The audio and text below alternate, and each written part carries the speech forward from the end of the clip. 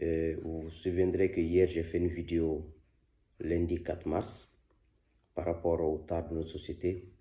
Aujourd'hui, c'est une petite vidéo par rapport au cri de cœur des milliers de Guinéens qui vivent à l'étranger, qui m'ont interpellé depuis des années. Les Guinéens m'ont interpellé, mais je n'ai pas voulu me mêler de cette affaire. Mais à chaque fois que j'ouvre mon Messenger, je vois des messages, des vocaux, des gens qui me demandent de parler en leur nom par rapport au problème de passeport.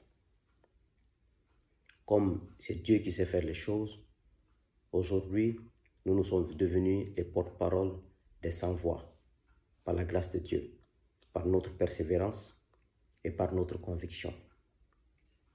Et vous savez, le combat citoyen, le combat pour une citoyenne pleine et entière est un combat sans fin. Après nous, il y aura d'autres encore qui mèneront le combat. Parce que les gouvernants vont toujours vouloir saper le droit des citoyens, abuser des citoyens. Notre combat, c'est nous rassurer que le droit de tout un chacun est respecté, que l'État protège ses citoyens, que l'État est la garantie de ses citoyens, que l'État assure le bien-être pour tous ses citoyens, sans exception. Ceci dit, les Guinéens m'ont interpellé par rapport au passeport.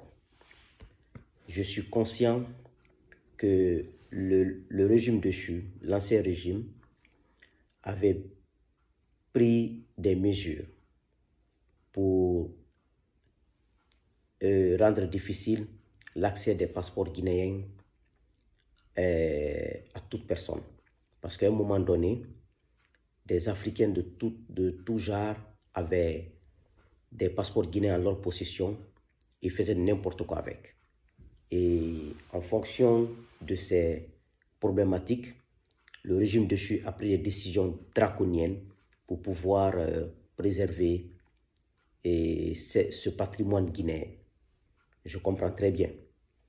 Mais ce que je veux dire aux autorités actuelles, et même ceux qui viendront après ces gens-là, un État a pour l'obligation d'assurer la sécurité de tous ses enfants et de rendre service à tous ses enfants.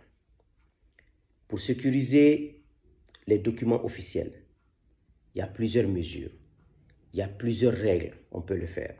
Les États-Unis sont les plus menacés au monde. Mais malgré ça, quand tu es un citoyen américain, tu as besoin d'un passeport pour 4 semaines ou pour 2 semaines.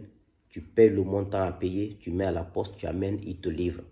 Ils assurent la sécurité, ils s'assurent que leur document officiel n'est pas piraté, mais ils ne privent pas leurs citoyens de passeport. Donc, il faut que les autorités guinéennes, le président actuel de la transition guinéenne, le colonel Mamadi Doumbouya, le futur ministre des Affaires étrangères, le futur ministre de la Sécurité, mettez des mesures en place pour sécuriser le document qu'on appelle passeport guinéen. Mais il faut aider les citoyens guinéens à travers le monde à accéder au passeport. Les citoyens ivoiriens, selon les informations que j'ai, payent, c'est une information qui n'est pas officielle, 500 $ pour avoir leur passeport à l'étranger, ils ont accès à ça facilement. Les citoyens maliens aussi payent des montants de 500 $, ils ont accès, 500 €, ils ont accès à ça facilement. C'est des informations que j'ai eues et ce n'est pas identifié. Maintenant, nous, il y a des Guinéens qui payent. Moi-même, il y a même un Guinéen dans mon parti, un jeune Guinéen, qui a payé 4 000 € à un employé de l'ambassade. Donc, d'autres payent 4 000 $ ou 4 000 €. D'autres ont accès au passeport après avoir payé les 4 000 $, 4 000 € pour avoir un passeport. D'autres payent ces 4 000 € ou 4 000 $, ils n'ont jamais ce passeport. Même si l'État guinéen mettait, par exemple, ça c'est une solution que je vous donne, des mesures de contrôle à des échelons pour pouvoir contrôler les gens qui ont accès au passeport, les gens qui font la demande de passeport guinéen. Mais quand un Guinéen fait la demande et qu'il y ait un délai par rapport à l'argent payé, si tu dois recevoir le passeport guinéen en 2 mois, tu dois payer 500 $ ou 1000 $. Quand tu payes le montant que tu reçois en 2 mois, qu'on respecte le délai. Déjà, dans notre administration, on ne travaille pas. On va au travail à 8 heures, on rentre à midi. Alors pourquoi ne pas satisfaire nos... Et surtout, même ceux qui sont à l'ambassade ne travaillent pas. Ils viennent, ils s'asseyent au bureau, ils écoutent la musique, ils sont là, il n'y a pas de travail dans nos ambassades. Pourquoi ne pas consacrer ces petits temps aux citoyens guinéens qui ont demandé des documents de travail dans les pays où ils résident? Déjà, ça fait de l'argent dans les caisses de l'État guinéen avec ses passeports. Et quand ces Guinéens sont régularisés à l'étranger, ils travaillent, ils amènent de l'argent en Guinée. Ça fait des rentrées de devises.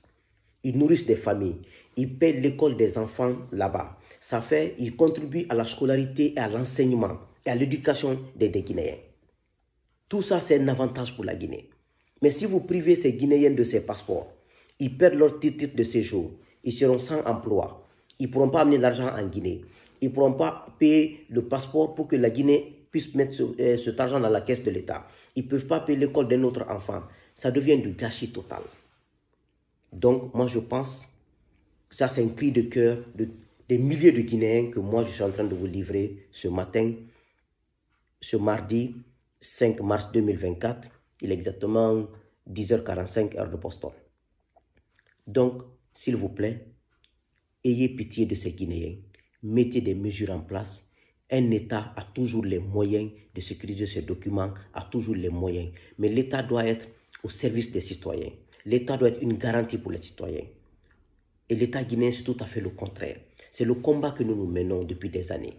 Nous voulons que l'État guinéen soit un État où la population se sent en sécurité, où la population peut faire recours en cas de quelque chose. On crée un État pour ça. L'État doit être un instrument de sécurité, un instrument de garantie, un instrument de paix, un instrument de négociation, un instrument de compromis, un instrument de tout, de bonheur. Non le contraire. Ce que je demande aux autorités actuelles, c'est de favoriser à ces Guinéens d'avoir accès à ces, parce que c'est bénéfique et pour la Guinée et pour tous les Guinéens. La deuxième information, c'est pour vous dire que la maison d'édition qui a édité mon livre, Les Plumes Inspirées, je vais vous donner le logo ici.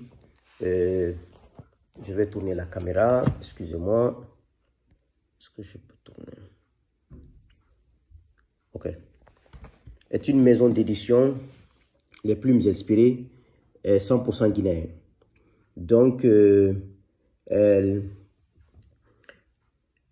vient de mettre sur Amazon le lien.